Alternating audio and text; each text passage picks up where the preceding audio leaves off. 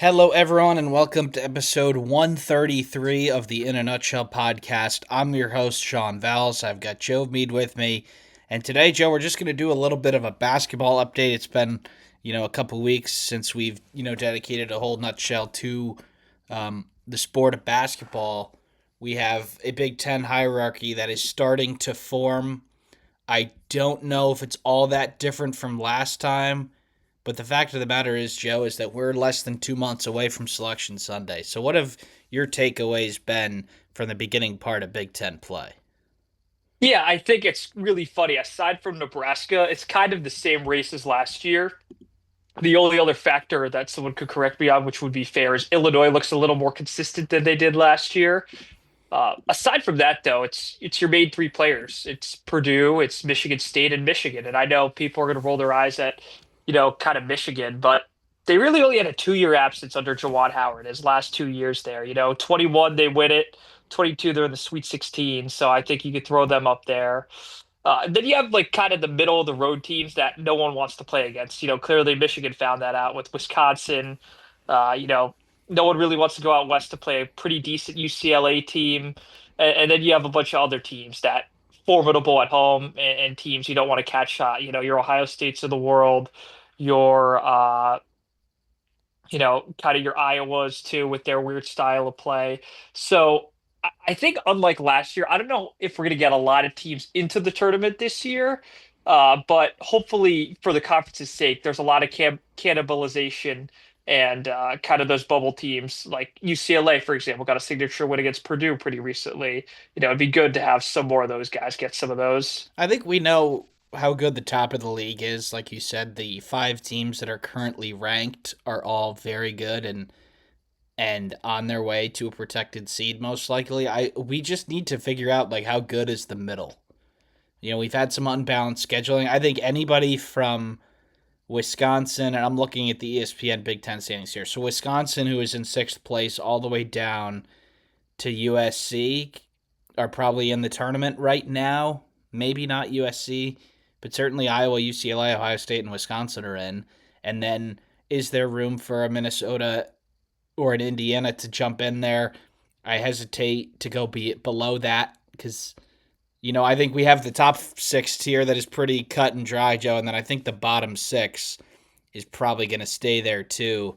Northwestern, Penn State, Oregon, Maryland, Rutgers, Washington. Like, it's going to be tough for them coming up. A few of them have had some nice-ish performances here, but they're losing to the middle of the pack teams at home. So I think there's three distinct tiers here, um, and I don't really know if they really get blurred that much. I mean, I think Indiana is significantly better than Washington, and then I think Illinois is significantly better than Wisconsin here. So it's pretty clear that there are at least three. If you want to break up the middle tier to two more, the argument can be made for four.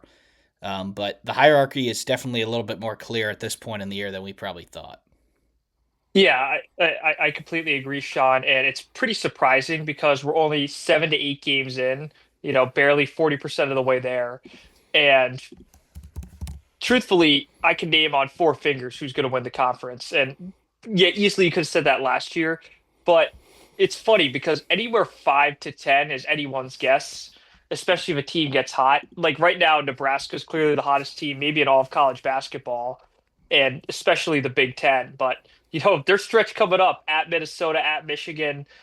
That's, 2 games right there that are going to be really challenging. So this is a conference that I don't know, Sean. I think the regular season winner might have four losses, and that might be okay for them. It might just come down to who has the better teams at home, like who has Yeah. the easier schedule. In this day and age, you play three opponents twice and the other 14 once. So, you're playing your rival who you play every year twice, but other than that, you're pretty much not seeing everybody else. So, um, it's probably going to come down to that, Joe, because if you have like one game, obviously the head to head is the first tiebreaker, but if you had to go on the road to them and they beat you, you're behind them in the standings. So, whether you're a better team than them or not. So, I think that's something to to bring into play here. I just pulled up the matrix for a second here, Joe. I just wanted to go through where the bracket matrix has um, the Big Ten teams. I've been doing them on Fridays this year, just kind of how it works with me. But the Big Ten is in a really good spot. Uh, Michigan is a 1 seed, Purdue, Nebraska on the 2 line, Michigan State, Illinois on the 3 line.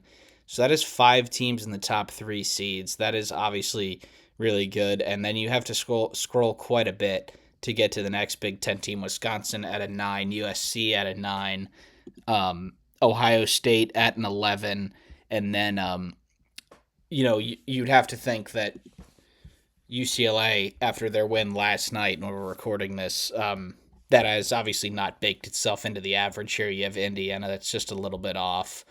Um, but yeah, I think we're going to see a lot of protected seeds. We're going to see a lot of 8, 9, 10 seeds, and we're probably going to have another representative at the first 4. Um, but so far, net rankings, all that, the Big Ten is in a pretty good spot to get like at least 8 teams in, and we'll have to see where it goes from there. But Joe, before we get into some more specifics, anything more on bracket talk?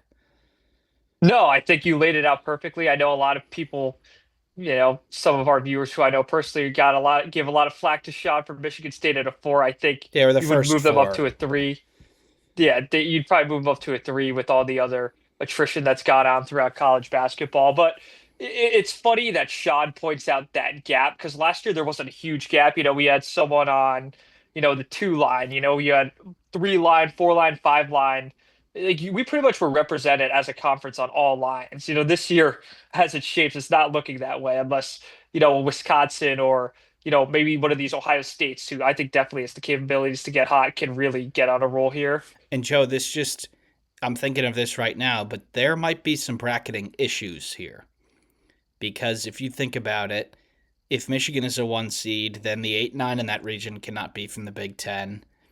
If the Big Ten team is a 2 seed, the 7 or the 10 seed cannot be from the Big Ten. And then, you know, if a 3 seed is the Big Ten, then an 11 seed in that spot can't be from the Big Ten. I think they if they absolutely have to do it, they can do it if the teams have played once. But they really try to stay away from matchups that they've already seen, especially in conference. Um, but that's just something that I noticed here. That might be a problem. Like we might see some teams shifted down or up a seed line just so they could, avoid a Big Ten team in the round of 32 if it comes to it. But Joe, you mentioned it a little bit earlier.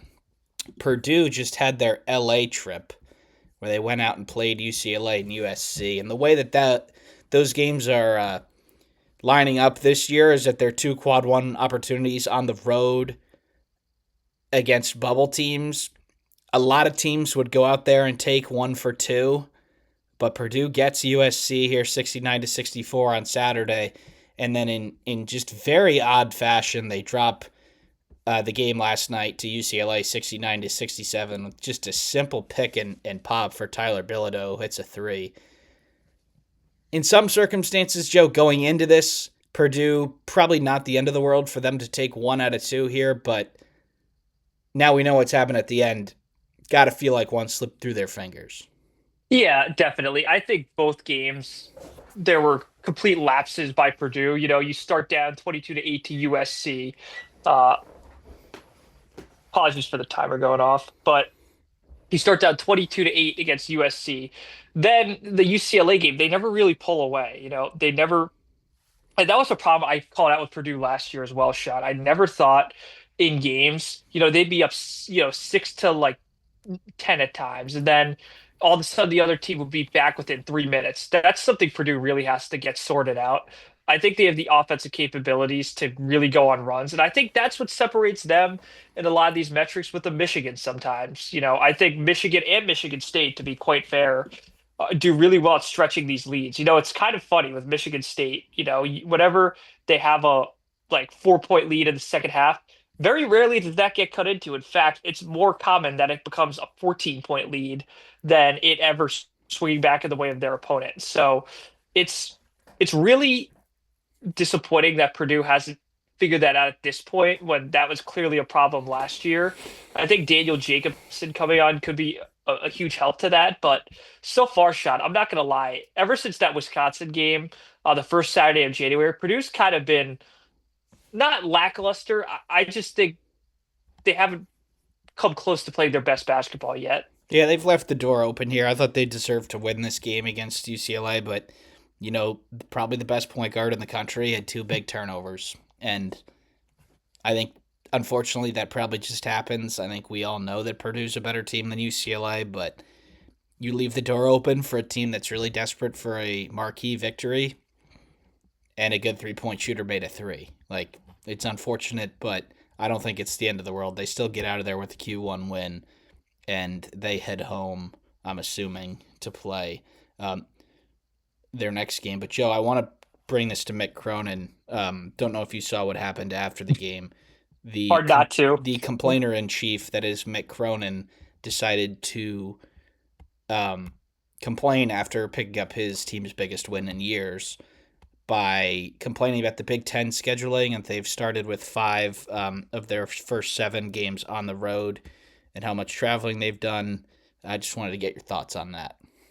Yeah, I like Mick Cronin for the conference. I kind of have this fantasy of making college football and college basketball similar to WWE, WWF for our older listeners. I think he is great for that. I think his post-game tirades, uh, while a lot of people might use their implicit bias against him, he is kind of right about how ridiculous this is. Now, I want to be very clear to some of his detractors. I'm pretty sure Mick Cronin was not the one driving the ship, a basketball coach. And I know UCLA basketball is a big brand. I highly doubt the basketball coach was steering the ship on them joining the Big Ten, and a deal that was done probably years before he got there in 2019. So just want to call that out as well. But they did pick to be in the Big Ten.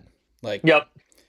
I think it's part of in a sport that plays 2 games a week, like, you're not in football where you're playing, 4 or 5 away games.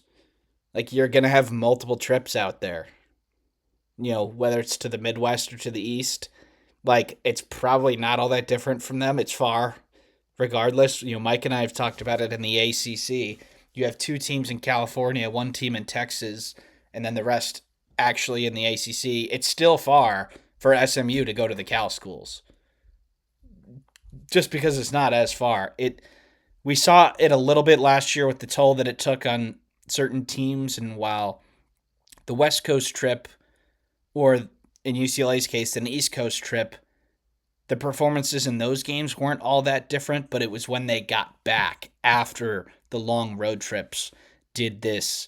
They were a little bit slow, or teams were a little bit slow out of the blocks. I think we saw with Illinois, they lost at home to somebody last year, Yeah, the USC. to USC, and they had, after coming back from Oregon and Washington. But yeah, that's look. It's just maybe you pick a different game to do that. Like, if you were to go to Maryland or Rutgers or something and lose there, a team that you're better than, but your team lost because you were tired and over traveled. Maybe that would have been a better opportunity to let that one loose. But he is always somebody to find himself in the headlines, whether it's for Fighting something. Chris Mack or criticizing the Big Yeah, Ten. and we need to go back, Joe, before the age of the podcast when he was hired there. It was not one that we really saw coming. I don't think he was very high on their list. And we're like, you know what? It might work. Like, the old school hard ass mentality might counter the LA swag model a little bit. And I think he's been pretty good there. Obviously, he got the team to the Final Four, another Sweet 16. He's been pretty good in this transition into the Big Ten. But he certainly picks and chooses his spots a little bit differently than maybe some of the other coaches in this league.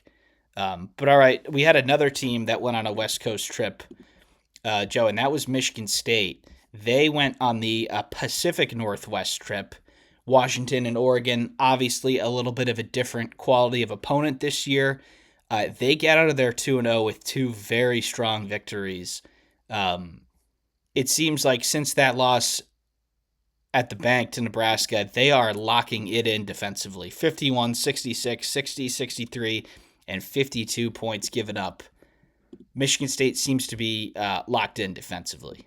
Yeah, Michigan State, even in their loss to Nebraska, I think Rick Mass just went absolutely bonkers in that game. So I don't even think it's, I really don't think they played a truly terrible game all season. I No, know in the Northwestern game there were lapses. I know in the Indiana game there were lapses until they went on that insane like 15-0 run or whatever it I was. think it was more than that, Yeah, unfortunately. it's But definitely yeah, more than that.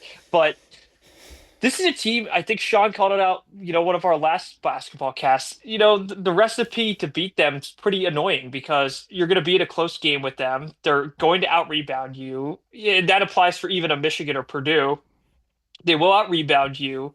They will likely, extend a lot of possessions. And let's face it, this is a really good Tom Izzo team in the sense that I don't think they have any real NBA stars per se.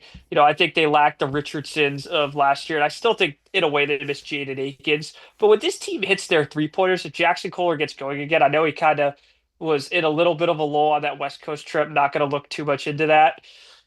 They're the most frustrating team to play against, even if you win. You will not blow this team out. I think you could blow them out in a stretch. Like it wouldn't shock me if you're up 10 on them, but I'd be more surprised if that lead didn't shrink within 3 minutes than if it grew. and Joe, while you were talking there, I pulled up their Torvik page, and I think it's cropped correctly. But if you look at this adjusted offense and adjusted defense, you go back to the December 29th game against Cornell, where the Big Red put on 97. They have been unbelievable since then, Michigan State's defense. In terms of actual points given up and points per possession, their worst defensive game was against the Northwestern game, like you mentioned, still 0.95 points per possession adjusted. You're going to win games when you do that. Even in the Nebraska game, they defended really well. They just didn't make enough shots, unfortunately. And then in the Duke game, they defended pretty well too, 66 points on 64 possessions. So, like you said, it is incredibly difficult to beat this team. You've probably got to play 40 minutes of solid basketball. You're probably going to have to make some shots down the stretch, but you're not going to beat them in the first 10 minutes. You're just not. Even if they do. I think Michigan State does a great job of really not falling behind when they clearly don't have it, and then when they do have it, it's just hard to come back on them because they don't. They might have an offensive lull here and there, but if they go 4 minutes without scoring, you only scored 4 points in those 4 minutes, so you're not really gaining that much ground. But I think their rotation is something that we can talk about, Joe. I don't know, and this has been something that Tom Izzo has always done. They play too many players, I think, and I know they play really hard, and it's he probably would rather have them play really hard in less minutes, but to me, like this Indiana game that I obviously watched minute 1 to minute 40, they ended up winning by 21, but this game was tied with 9 minutes to go. It seemed like they'd go on a little run, they'd get up, 8 points. Jeremy Fears would come out for 3 minutes and then it would go away. Like, Yeah. I think like they don't play the fastest tempo. Like maybe they can cut the rotation a little bit because Kohler and Fears are both really good. And when one of them is off the floor, I don't have any stats to back this up. I'm sure if you want to get into it on KenPom, you could see, but the quality of shots is so much worse when one of them's off the floor. You think that Tom Izzo might have to cut the rotation a little bit? I think he will at a certain point in February. I don't think they're even close, kind of similar to their in-state rivals. They're not even close to the meat of their schedule yet. They go to Purdue. They still got to go to Champaign-Urbana. I think in Madison, let alone Chrysler. So you look at that and you really wonder in those games if he's going to have to do that because those are the four teams in this conference that will make you pay for that. Now, I think teams, let's be frank here, 6 to 18 will not, but teams 1 to 6 will. I think in And those games he'll know well enough to dial that in. and they've got their schedule here, Joe. Maryland at home and then Rutgers on the road. Don't think that that's not where you're going to probably see the rotation cut. You're probably going to have them, play 10 players and keep, the stars in the low 30s. But the 4 game stretch after those two, like you mentioned, 4 big games in a row, you don't have like a crazy quick turnaround. You have a Friday, a Wednesday, a Saturday, and Friday. I think maybe go 8 players in those games. Get Fears out there for 35, 36 minutes. But yeah, I think they're really good defensively. They're obviously great. As you can see, all this actually part of the defensive part here is cut off, unfortunately. But there's a lot of green on there, and their game scores have been good. They've lost 2 games to two of the a team on the 2 line and the team on the 1 line if the tournament started today. So I think it just takes a lot to beat them, and they might not win this league, but they're going to be pretty close. Yeah, they'll be top four. I'm Yeah. very safe bet. All right, Joe, we've got a couple of other storylines here. I feel like Illinois has really gone under the radar. Obviously, we have Nebraska, who's undefeated, the Michigan schools, Purdue. But let's go into Illinois here. I feel like they've gone under the radar. I've watched them a few times. They're actually in action right now, and they're headed to a victory against Maryland. But they're about to be 16-3. I think you started this off with saying they were a little bit more consistent than last year. That's definitely the case. Maybe they haven't played as many of the teams on the top as some of these other teams, but they're doing the job so far. Yeah, and I think they have one of the more impressive wins we've seen, aside from Wisconsin's win at Michigan. At Iowa, that's a game that's become very difficult throughout the McCaffrey era, and even into this year. I think a lot of teams are going to struggle at Carver Hawkeye. I don't believe Iowa's lost at home quite yet, Sean. Yes, I'm just checking that. I Uh, think they're Iowa or Illinois? Iowa, except to Illinois. Like Yeah, I aside believe from the that's Illinois game. correct. Yeah. So I think that's a win that'll age really well when it comes to bracketology. In terms of it's really interesting here, Sean. All of Purdue, Michigan, Michigan State, Illinois have the heart of their schedule from February to March. So I think a lot of fans, I normally am not a fan of the overrated comment, and I don't think any of these teams are even close to being overrated. I think more so though, you're going to see one of these teams go into a stretch where they're really going to struggle. Illinois, for example, last year had that happen a lot. Um, kind of the younger nature of the team. This year's team, obviously a bit older, but look at this stretch here. It's ridiculous. At Purdue, you get a slight reprieve against Washington, and then at Nebraska, at Michigan State.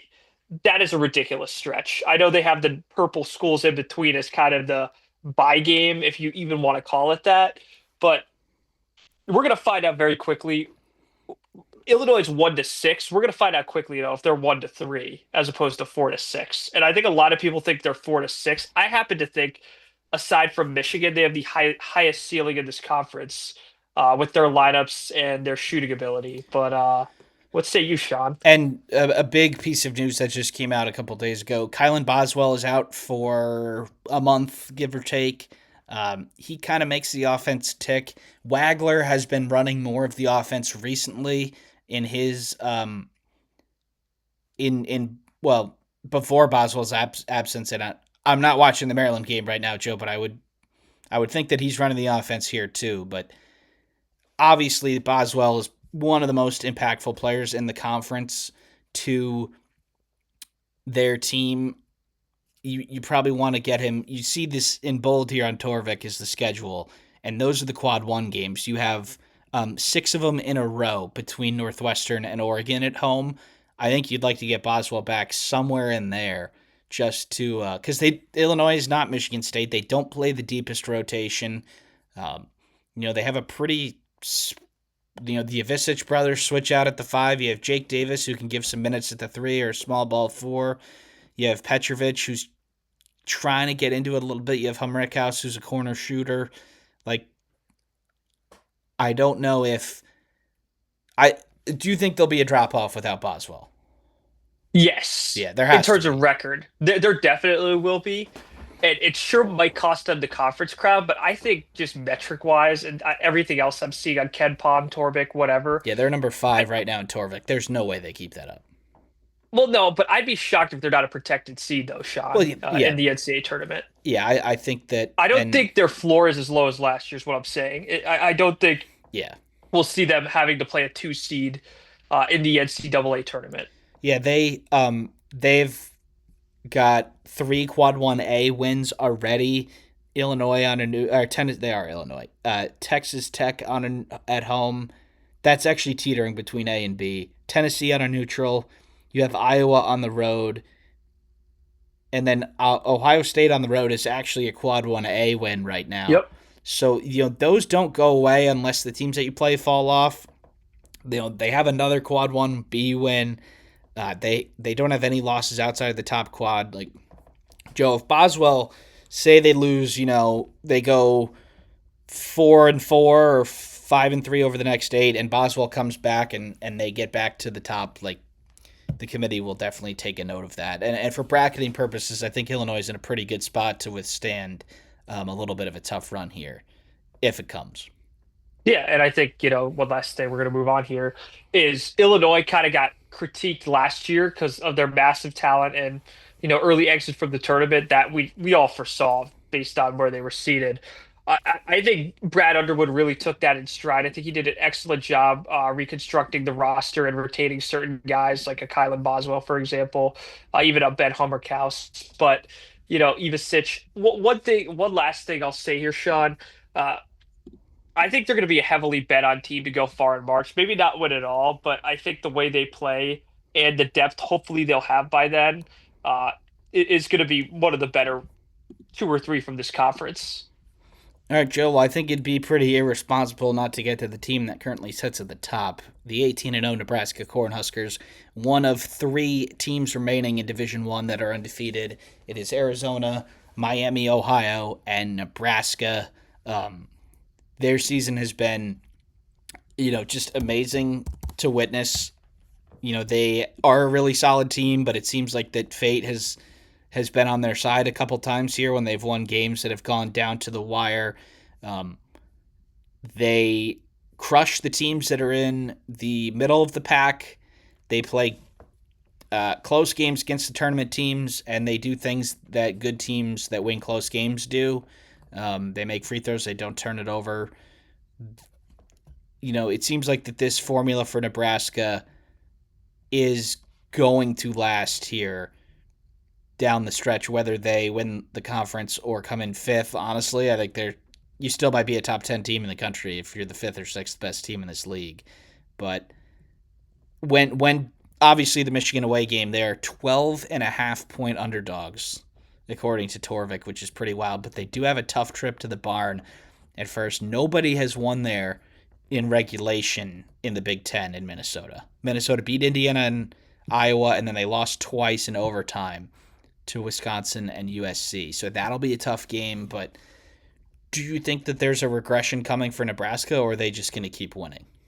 Similar to Illinois record wise, yes, but I'll put it to you this way, Sean. If they beat both Minnesota and Michigan away, I'm going to retract that statement. Yeah, they'll probably lose to at the rack then. Yeah. In Yeah. that case, the way this conference works, but I think what I like is this is a perfectly constructed team age wise. You even have a Jamarcus Lawrence. Like, he comes back from Rhode Island. Kind of a reinvented man, for lack of a better term. You have Rick Mast. You even have the freshman Braden Frager as well. This is a team that has enough veteran presence with youth that I don't really see the lapse overall, and clearly we haven't seen it in games, even in close games against Illinois and Michigan State. That Michigan State game is one. A lot of teams mentally, they don't quit, but they get what's the word I'm looking for? They kind of get avalanched by Michigan State. They break their soul. Yeah. They're up 9 in that game. They get a technical foul. Michigan State takes the lead briefly. Nebraska gets it back. I know Carson Cooper missed the free throw. I don't think that's as huge a thing as other people are making. I still think Nebraska would have won the other moments because they won, aside from the technical foul they won every other moment in that game. And Michigan State's a team the last 2 years that have thrived in those moments. So Nebraska, to me, I think when you take Nebraska out of it, just the name, it's a team that has the makings of a Final Four team. And I hate people saying, "Oh, it's Nebraska. They haven't won a tournament game." Look who just won the damn college football national title. I think it's really silly to do that in 2026. I think one thing we've yet to see, and we haven't seen it from Arizona yet, is they haven't suffered a loss. We're going to see if that, not necessarily mentally, but if that, makes them readjust, if that makes them change their game a little too much. That's something Fred Hoiberg teams have done throughout his tenure. They've been probably the weirdest team in the Big Ten. Let's face it, Sean. They'd have like three quad one away wins. You look at that, you're like, oh, this is a tournament team, and then two to three quad 3 to 4 losses. So clearly not the norm for this team. I'm just really intrigued to see if they lose and how they respond. And, a lot of basketball coaches, do talk about teams like sort of needing to lose. Your coach has done that in the past. Um, I don't know if like they are like feeling themselves too much though. Like they're coming into every game pretty hungry, and like you said, the Hoiberg ball, for better or worse, is like always been this style, but they're just better. Like it's not like he's reinvented his way of coaching. They play really good defense and they make threes. Like it's that's how you win. Low possession games, you make threes. All right, it's hard to overcome. If you give up 3 points in a possession, it's hard to overcome that in a short game. But we have the Torvik rankings here, Joe, are a little bit, not exactly what the standings look like. You have, Indiana at 26, but at 12-7, and then you have, USC and the California schools down there around 50, despite having way more wins and better wins. But I think we're going to start to see the analytics match up with the standings a little bit. Probably around the halfway mark of conference play, which is probably a couple games away right now. But um, we've got a couple of other things, Joe. If there's a team in the middle of the pack that you think can shoot up into that top tier, who do you think it is? Probably Wisconsin, and I know you could accuse me of recency bias based on what they did to Michigan, but the recency bias is fair because they've done very well. You kind of wrote them off after Purdue, kind of did a lot of unholy things, let's just say, at the Kohl Center. But since that game, Sean, they've been nothing short of impressive. And I know they were killed by Nebraska and Purdue, but they really should have blown out Michigan in that game. I know they shot an unreal clip, but there are three guys on this team I think that are really good scorers. Nick Boyd, John Blackwell. You also are having, the stretch forward shooting threes. That's a key to beat Michigan. That's a key to beat a lot of these teams with good big men. I think it's a key to them winning a potential rematch with Purdue in the Big Ten tournament. I think Greg Gard's done a masterful job. Uh, more or less reconstructing their style of play and clearly their mindset. I don't think this veteran-laden team has a lot of quitters, for lack of a better term.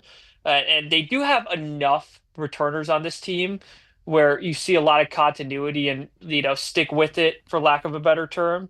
The one thing I need to see out of Wisconsin is can they really go on a run here? I don't think aside from the Michigan game, which of course that's like saying aside from the best win in college basketball, uh, they've done much else this year that's really moved the needle. I'd like to see them perhaps, maybe, their games against Michigan State in February, you win that. Can you really go on a consistent run and not lose a silly game, which in this conference, it's almost a trap. You're going to lose one for sure, And top to bottom. I think Greg Gard is understanding that like he doesn't have a championship team. They got sort of throttled by a couple of decent teams earlier this year. I think they're just playing like a really inconsistent style, but it's working some of the time. And I think we talked about this with Indiana a little bit earlier this year, Joe. But if you're not going to win a championship, be unpredictable. Um, See if you get if put yourself in a position where if you make shots, you can beat anybody, and that's what they've done here the last 4 games. They, defensively have not been good in this stretch. They haven't, and every single game they've given up more than 1 point per possession. Some of the times quite a bit more, like 1.2 against Michigan, 1.19 against Rutgers. But you made shots, so you won the game. They're 13-5. They're 5-2. Um, it's probably like just a wins total thing for them if they can, scooch themselves up to the 5, 6, or 7 line. Um, but yeah, if you're not going to win a championship, I think being inconsistent and getting super streaky on offense is a good way to make the tournament. And we've seen that over the years with Illinois. If you remember the Matthew Mayer team, um, when he came over from Baylor, like that team was all over the place, even within the course of a game. And they obviously had championship aspirations, but if you don't and you get to that spot, you can beat anybody. So I think Wisconsin's probably my answer to that question too, Joe. Iowa, maybe. I mean, they're like the Michigan football of the Big Ten. Like if they get a lead, they can lull you to sleep and be super efficient, but don't know if they have the offense to really hang at the top of the league. I think fifth, sixth, seventh, eighth place is probably where they're going to be, and that's still a pretty good spot. Probably wearing your home jerseys in the round of 64 spot, but I think Wisconsin's the answer there. All right, Joe. Unless you got anything else, we're going to wrap this one up. Think all good, and I think we're gonna do these more regularly. Maybe some coach of the year stuff too, perhaps. All right. Well, thank you everybody for tuning in, and we'll see you next time.